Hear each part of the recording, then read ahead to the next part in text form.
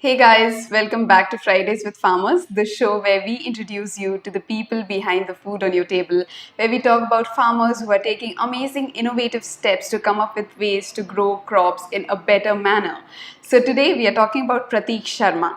Prateek is a man who worked as a banker for about 10 and a half years before he decided to quit it all and became a farmer. Now, how did it all start? So, to begin with, Prateek was born in a family of farmers in a village close to Bhopal in Madhya Pradesh. He was 10 years old when he started farming along with his family members, but when he was in class 8, he had to move to Bhopal for higher education. Then later on, Prateek started banking. He joined a bank and he worked there for about 10 and a half years. But then, around 2014-15, Prateek realized that this was not his calling. He was not satisfied in a corporate job. He was, after all, a farmer in his heart. This is what he told us. He told us that when I visited my village after 20 years, I realized that everyone was moving out of the village, but no one was going back. While the cities were developing at a high pace, the village remained where it was 20 years ago, and this stuck with his heart. So he started working as a farmer on the weekends. So he would be a banker on the weekdays, a farmer on the weekends. He would travel about 100 kilometers every Saturday to work on his 5-acre farm. His plan was that later on, when he starts earning enough with the help of his farm, he'll give up banking and he'll become a full-time farmer. In 2015, he set up a poly house in his farm and started growing exotic vegetables with this same plan. But soon he realized that this was extremely difficult because the input cost to grow these vegetables were really high. He says that the first time he took tomatoes to sell his tomatoes in the mandi, he had to pay about rupees 900 from his own pocket, including transportation and taking the tomatoes to the market, and he sold high quality tomatoes for just rupees 1.25 per kg. And this was when he realized that this was not a sustainable model. So he went ahead with his partner Vinay Yadav. He started his own value chain wherein farmers could sell their vegetables skipping the middlemen. They would straight away go to the market. So that's what he's working on as of now. In 2016, Prateek quit his job as a banker and he's continuing with this model wherein he has made a team of 12 organic farmers. He goes to these farmers, collects the produce, brings them back to his home, cleans them, packages them, and then delivers them to the market. So there's no middleman, so the cost is contained. Now we spoke to Prateek and he gave us some really interesting answers right from his farms, right from his fields. The first thing we asked him was, what did it take? Like, how did he become a farmer in the first place? And what was the motivation behind his initiative? This is what he had to say. I was a banker for a good 10 and a half years, but off late I had stopped enjoying what I was doing. So I thought my roots were calling me. So in 2015, I started with Polyhouse. I wanted to become a farmer myself because that was something which I believe I would enjoy doing rest of my life. Now the poly house that Prateek is talking about is a greenhouse-like structure. It's like a tunnel inside which you can grow fruits and vegetables in a way that you can provide higher temperature or humidity in places where it is not available in the environment. Also, it helps you grow fruits and vegetables at times where it's not in the season, but they can still grow inside the poly house. So that is what he had started to begin with. The next question we asked Prateek was to show a section of his farm and let us know what he's growing. This is chili, and we've placed them over raised beds, and we've mixed farmyard manure, gobar ka khad into it, and to treat the soil we have put trichoderma, which will take care of any fungal borne disease.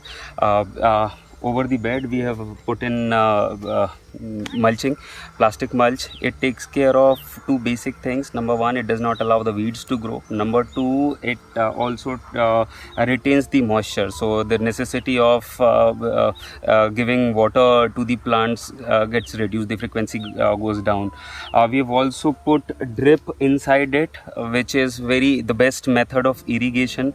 The targeted, it does the watering job very targeted, so the kind of of water requires is very less into this crop, and because of drip and mulching, the quality of your produce, the nutrition requirement and everything is taken care by this modern method. So the chilies that he's showing, isn't it very similar if you had seen the last video that we had shared about strawberries? All this mulching and drip irrigation was there as well. So it's so interesting to see the similarities and yet the differences in what's growing. So the next question we asked Pratik was about the suggestions that he wants to give to other people who want to take up farming, like so many of us who are watching this right now. This is what he has for you all. Anyone who want to take up farming, I would suggest that he should spend at least 1 year close to farms and farming. One need to understand the soil, the behavior of soil, what exactly is there in the soil, chemically, physically, both. He also need to understand, he or she also need to understand the nutrition management, pest management, everything need to be understood, because it is not as simple as sowing the seeds into soil and taking up the crop. There are multiple things which one need to understand, have detailed, minute understanding about. If a crop is showing some behavior, nutrition deficiency behavior, one need to understand all that. So I would suggest one need to spend at least 1 year around the activities, understand the very basics of it, and you also need to take care about the products what you're going to get out of a farm. I mean, sending it to mandi or giving it to an retail agent is definitely not an option. So plan that beforehand, before the actual produce is in your hand. So you need to take care of that. Lastly, we asked Pratik about the challenges that he has faced and the solutions, and this was his answer. As per me, there are three basic problems. Number one, the input costs are very high today. Number two, the amount of chemical the modern farming involves is very high. So because of that, the land is becoming barren. Number three, the prices which the farmers are getting from mandi is not definitely not appropriate. So to take care of these three problems, I think a couple of things need to be integrated. Number one, farmers need to go back to the basics idea of farming, where the farm waste need to be recycled into the soil. Number two, all the other resources like manure and insect repellents need to be prepared locally, which can be applied to the farm, and the cost need to go down. Secondly is the farmer need to add value to the crop. You cannot sell anything which has come out of your farm directly as it is to the mandi. What probably you can do is, say like tuar if you've got, you can make dal out of it, you can prepare rice and then sell it to the market. It will definitely give you some boost in the prices you're going to get. You can also get into processing, where a couple of farmers can collect their produce, get into processing, and then sell the processed product.